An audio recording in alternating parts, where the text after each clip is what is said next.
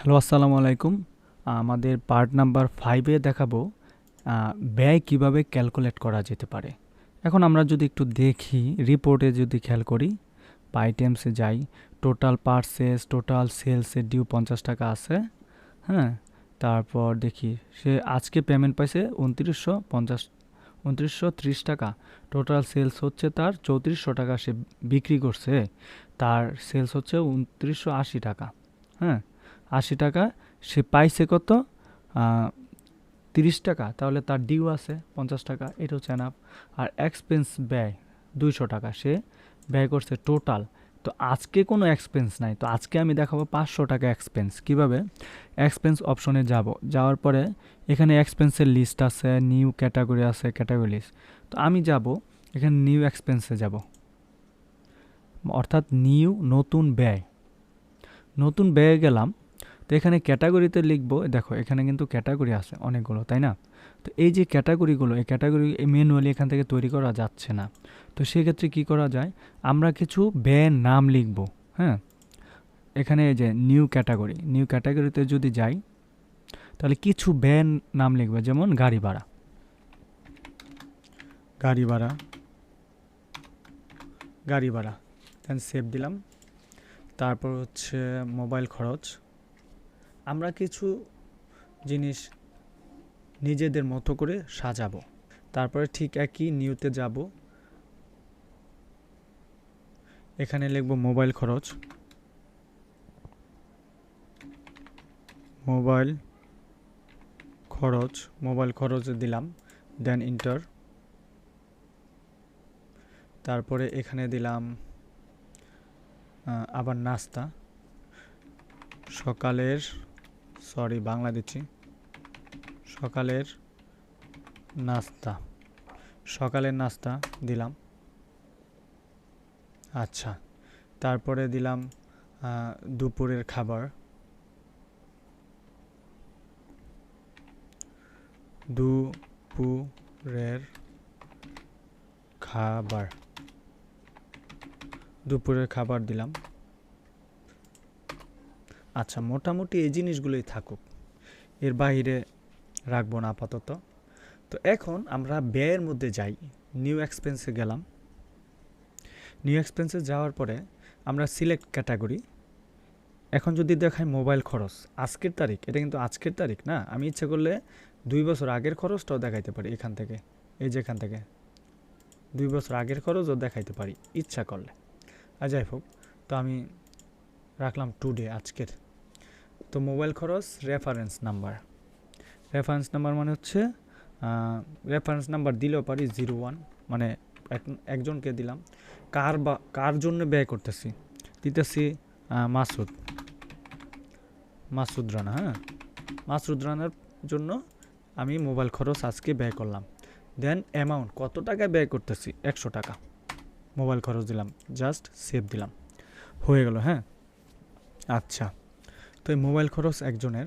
আবার যদি নিউ এক্সপেন্সে যাই, গেলে দেখব এখানে আজকের জন্যই গাড়ি ভাড়া গেল, রহিম মিয়া, এবং গাড়ি ভাড়া গেল 450 গাড়ি ভাড়া। রেফারেন্স নাম্বার দিলাম না।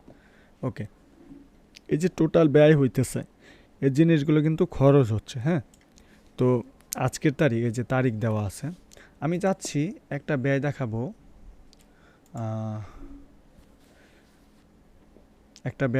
আমি 1 তারিখে একটা ব্যয় দেখাবো, এবং ব্যয়টা দেখাবো সিফাতের জন্য। তো সিফাতের কি? সিফাত খরচ।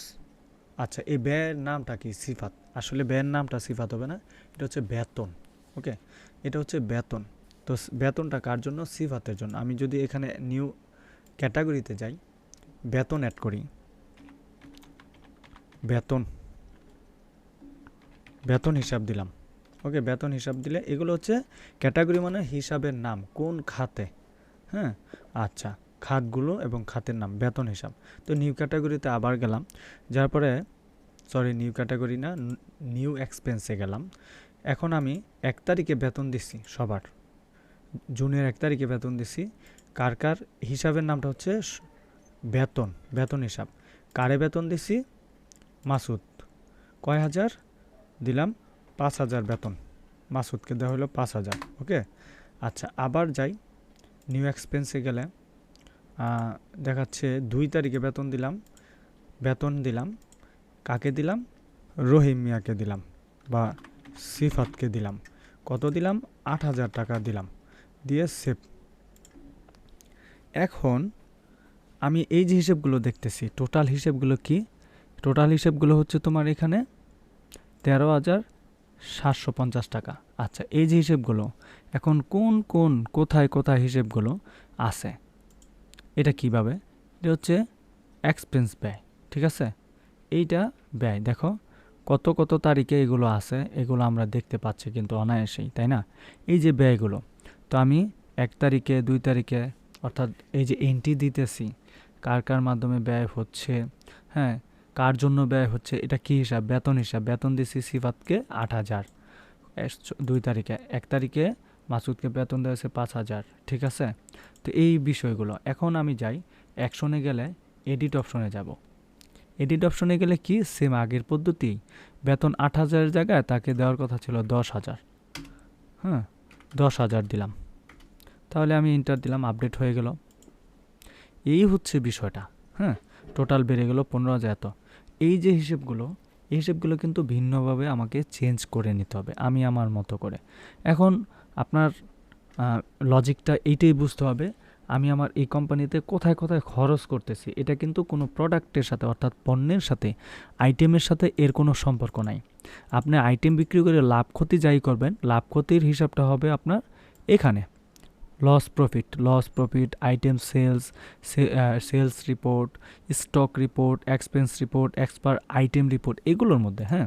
বাট এই খরচগুলো হচ্ছে আপনি কোম্পানিতে আপনার যে কটা কর্মচারী আছে তাদের কোন খাতে কি খাতে আপনার ব্যয় হয়, এই খাতগুলোর নাম, এগুলো হচ্ছে এই খাতগুলোর নাম।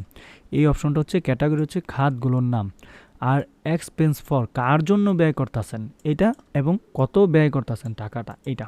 ওকে, এই হচ্ছে অবস্থা।